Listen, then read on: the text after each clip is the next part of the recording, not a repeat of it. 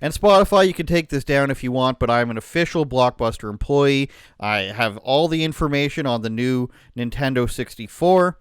There's nothing you can do about it. I'm pretty sure BlockBuster employees are exempt from any censorship. So don't forget to return the video. Rewind it before you bring it back, or else there's going to be issues. If you don't rewind the video, you know that's how BlockBuster made like all their money was on late fees, on you being a scumbag. You knew when the videotape had to be back by. You knew you had to rewind it. You had several days to watch it. It was only 90 minutes. You didn't. So instead of it bringing it back on time, you thought that, sneaking up to BlockBuster at 8 p.m. at night the following day when it was due back at 2 or whenever, 10 a.m., you thought if you slipped it in the slot, they would give you a break and they wouldn't notice. But no, you go back the next day, you have to pay the piper, okay? You can't go around cheating people, and this was a lesson. This is somehow connected to the story, don't worry. You had to pay the lesson, pay the price of your truancy, of your lateness, of your lack of responsibility when you came back to BlockBuster, because you didn't know when you walked in the door that you had late fees.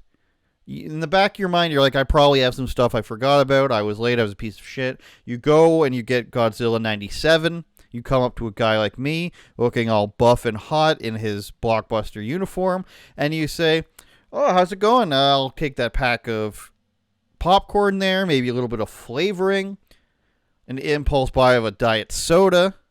And then they say you've got $24 in late fees because you didn't bring back Miracle on 34th Street on time. You didn't bring back UFC 3 on time. And that video game your child rented about a bunch of floating hands, the Japanese game going around being creepy, you also didn't bring that back on time. So in order to be straight with us, you need to pay your late fees. And that was society when we had one. That was responsibility. Now there's garbage in the streets. There's people getting out on bail. There's people pouring over the border. If BlockBuster was around, we'd be a better society. Late fees kept us all in check. That's the lesson here. And Spotify is not going to be happy about our next story either. Call of Duty has a non-binary character, which is something we've all been waiting for, of course. Call of Duty Black Ops 6, incredibly successful franchise, incredibly high-selling with the children's. But they've decided we need a non-binary character. The character's name is Volta Rossi. It's an Italian person, and the Italians aren't going to be happy about this.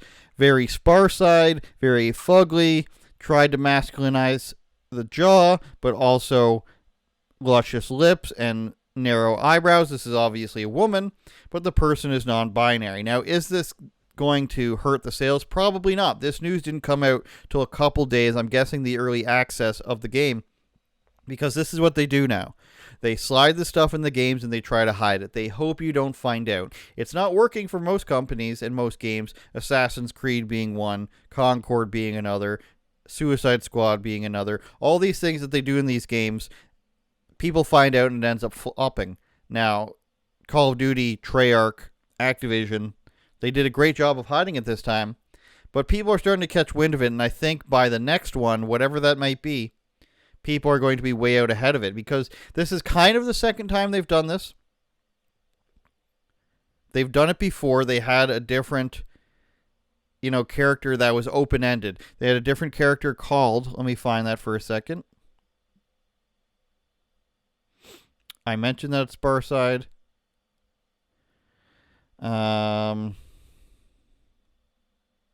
There is another character who I'm not able to find right now, that it was left open-ended. The gender and the place of birth for the character was left open-ended for the user to figure out, and they had the options of non-binary, he, him, or, classified, I believe it was. I think I'm going to find her right here. Some have argued that the new character is a natural progression from Agent Bell, who appeared in Call of Duty Black Ops Cold War from 2020. The character's origin was purposely left open-ended, leaving it for the user to decide their birthplace and gender. For gender options, gamers could select male, female, non-binary, or classified. So that was sort of them leaving it up to you. But now in this one, they're saying, this character, this operator is non-binary, and it's just like, why? And I've seen a couple comments say, why do you care? This old argument, why do you even care? This doesn't affect you. This is a game being published to children, and they're being lied to about this sort of stuff. And it doesn't make any sense whenever they put it in the game. The Rainbow Six Siege, I believe, one of those, they put a person in a wheelchair. You're busting into a home, you're trying to rescue a hostage, and a person in a wheelchair is in there fighting with robots, but can't have robotic legs. It makes no sense whenever they do it. It just gets shoehorned in. And the reason why, you can go back to 2016, it was a leaked Google video of a big Google meeting. And they were explaining why that their search results weren't always accurate. And what this was pertaining to was when an example given was when somebody searches the word CEO in an image search for Google Images. The majority of CEOs are men. But by Google's belief system and belief system like this, they don't want that to be the case, as real as it is and as real as it may be in the future. So they decided that their search results should represent the society that they want to see. So their opinion trumps reality is what that means. So in the case of Call of Duty, their opinion is what trumps reality. Do you have any non-binary special agents? Never heard of one. I was in the military. No non-binary people. Oh, how do you know? Oh, sorry, the JTF-2 force. You would have heard about a non-binary person. Okay, you would have heard about it. You heard about,